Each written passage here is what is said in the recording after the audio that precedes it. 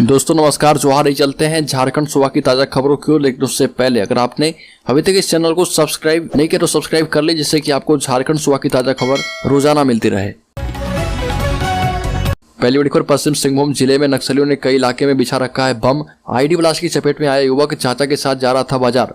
नक्सलियों ने पश्चिम सिंहभूम जिले के कई जंगली इलाकों में लैंड माइन्स बिछा रखा है। इस जिले के गोइलकेरा प्रखंड अंतर्गत कुरकुटिया गांव में आईडी ब्लास्ट की चपेट में एक युवक आ गया और गंभीर हालत में उसे चाईबासा रेफर किया गया। युवक को पैर में हाथ में कई चोट आई है, हालांकि उसकी हालत खतरे से बाहर बताई जा रही। घायल युवक के साथ उसके चाचा चोकरे अंगारे ने बताया कि हम बाजार जा रहे थे, तभी कुरकुटिया गांव के पास नक्सलियों के द्वारा लगाए गए आईडी ब्लास्ट की चपेट में मेरा भतीजा आ गया। और जामताड़ा में पति की इलाज कराने अस्पताल में पहुंची महिला के साथ अस्पताल के 2 कर्मचारियों ने रेप किया।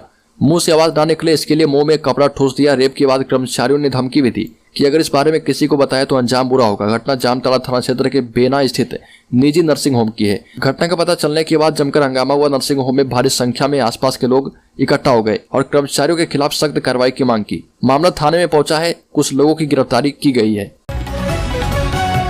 गणतंत्र दिवस के मौके पर पलामू प्रमंडल को हाई अलर्ट पर रखा गया है। यहाँ पर झारखंड से सटे बिहार और छत्तीसगढ़ के बॉर्डर पर नक्सलियों के खिलाफ अभियान भी शुरू किया गया है। इंटर स्टेट बॉर्डर को सील किया गया है। नक्सलियों के खिलाफ अभियान में cobra, CRPF, Jaguar, JAP, IRB और जिला बल के जवानों को लगाया गया।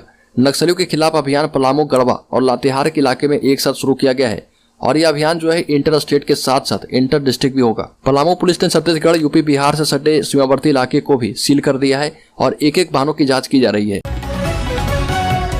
झारखंड के युवाओं के लिए खुशखबरी आई है। राज्य में हजारों शिक्षकों की नियुक्ति सरकार करने जा रही है। इससे स्कूलों में शिक्षकों की कमी भी दूर होगी और युवाओं को रोजगार भी मिलेगा। नियुक्ति प्रक्रिया को जेपीएससी की ओर से हरी झंडी दे दी गई है। राज्य में मार्च तक 12,000 शिक्षकों की नियुक्ति होगी। शिक्षा विभाग ने इस दिशा में कदम बढ़ा दिया है, जिसके तहत हाई स्कूलों में करीब 9600 और स्कूल ऑफ एक्सीलेंस और मॉडल विद्यालय में 3000 शिक्षकों की नियुक्ति होगी। इतना ही, जेपीएससी के माध्यम से 39 प्रधानाचार्य की भी नियुक्ति की हरी झंडी मिल गई है और इस साल मार्च तक बड़े पैमाने पर शिक्षकों की नियुक्ति के लिए शिक्षा विभाग ने कार्य योजना तैयार कर लिया है। सीएम हेमंत सोरेन से मिला ग्वाला समाज आरक्षण एवं जाति प्रमाण पत्र बनवाने में आ रही समस्याओं को लेकर सौंपा ज्ञापन।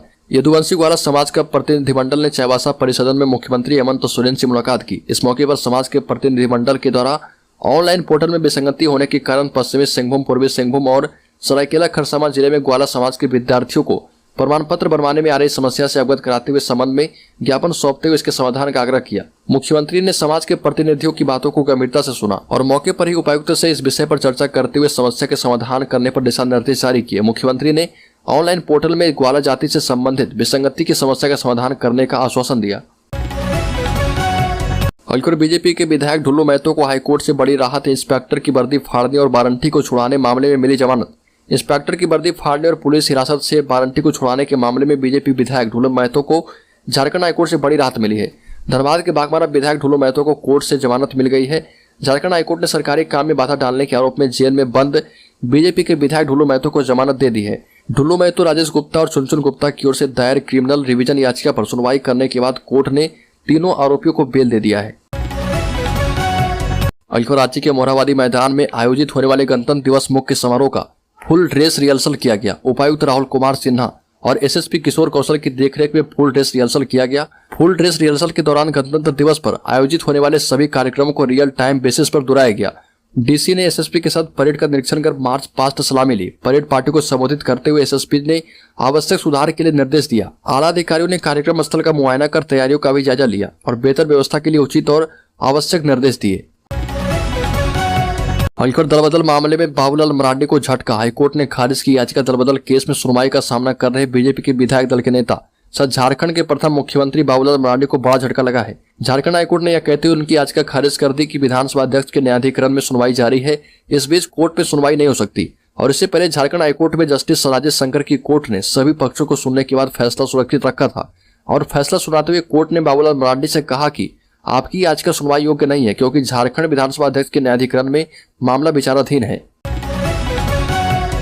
खतियानी जोहार यात्रा के क्रम में मुख्यमंत्री हेमंत सोरेन चाईबासा में 2 जिलों की समीक्षा बैठक की। सिमडेगा और पश्चिमी सिंहभूम जिलों में चल रहे विकास और लॉ एंड ऑर्डर की स्थिति को लेकर मुख्यमंत्री ने पदाधिकारियों संग बैठक की। इस दौरान जहां ड्रॉप आउट बेटियों को विशेष अभियान चलाकर स्कूलों से जोड़ने पर जोर दिया। वहीं ड्रग्स से संबंधित मामलों की बढ़ोतरी पर इसकी रोकथाम के लिए पुलिस अधिकारियों को सख्ती से कार्रवाई करने की बात कही। समीक्षा बैठक में प्रगति रिपोर्ट पर संतोष जाहिर करते हुए मुख्यमंत्री ने कहा कि सरकार की कई योजनाएं धरातल पर उतरी है, वहीं कई योजनाओं की रफ्तार में कमी है। अधिकारियों को हर हाल में सरकारी योजनाओं को धरातल पर उतारते हुए लाभुकों को लाभ देने की बात कही गई। अगली सेवा नियमित करने की मांग पर 7 दिनों से जारी अनुबंध आधारित कर्मचारियों की हड़ताल से सरकारी स्वास्थ्य सेवाएं बुरी तरह से चरमरा गई। बच्चों का नियमित टीकाकरण 75% कम हो गया है। स्वास्थ्य केंद्रों पर बंध्याकरण के ऑपरेशन कैंसिल किए जा रहे।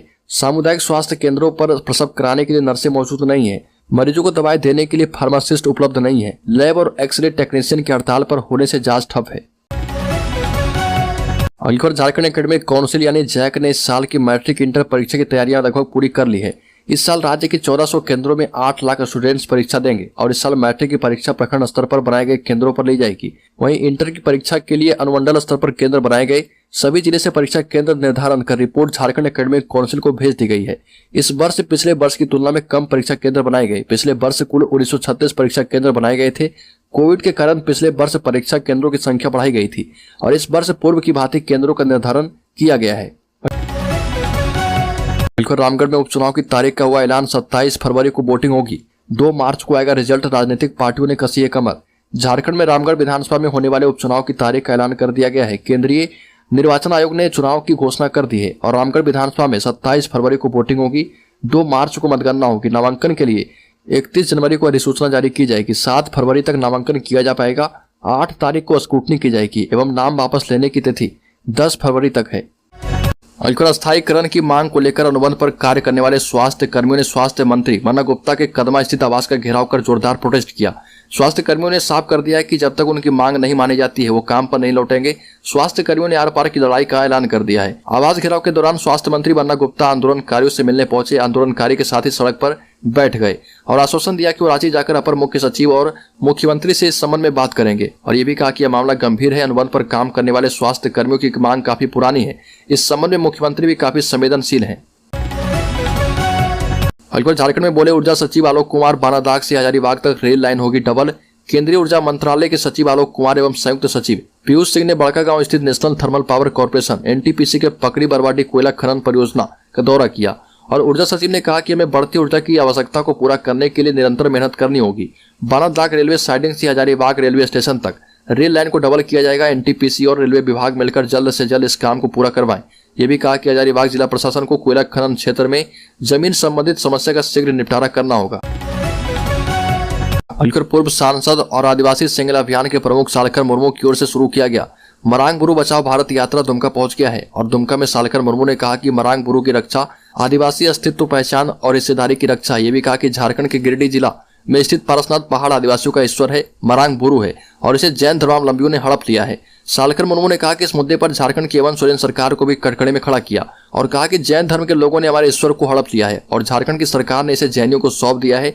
ये भी कहा कि हेमंत सोरेन सरकार ने 5 जनवरी को भारत सरकार को एक चिट्ठी लिखकर जैन धर्म को मानने वाले लोगों को पारसनाथ पहाड़ को सौंप दिया है। कांग्रेस के राज्यसभा सांसद धीरज प्रसाद साहू पहुंचे लोहरदगा। रामगढ़ उपचुनाव में जीत का किया दावा। कांग्रेस के राज्यसभा सांसद धीरज प्रसाद साहू ने रामगढ़ उपचुनाव में कांग्रेस प्रत्याशियों का जीत का दावा किया। हालांकि सभी पार्टियां अपनी अपनी ओर से उपचुनाव की तैयारियों में जुट चुकी है। राज्यसभा के सांसद लोहरदगा में एक कार्यक्रम में शामिल होने आए थे। कांग्रेस की महिला विधायक ममता देवी को सजा होने के बाद रामगढ़ सीट पर उपचुनाव होना है और ऐसे में सभी राजनीतिक दल की नजर अब रामगढ़ विधानसभा क्षेत्र पर है। हेमंत सोरेन की खतियानी जोहार यात्रा सिमडेगा में पहुंचेगी, जिसको लेकर तैयारियां जोर शोर से चल रही है।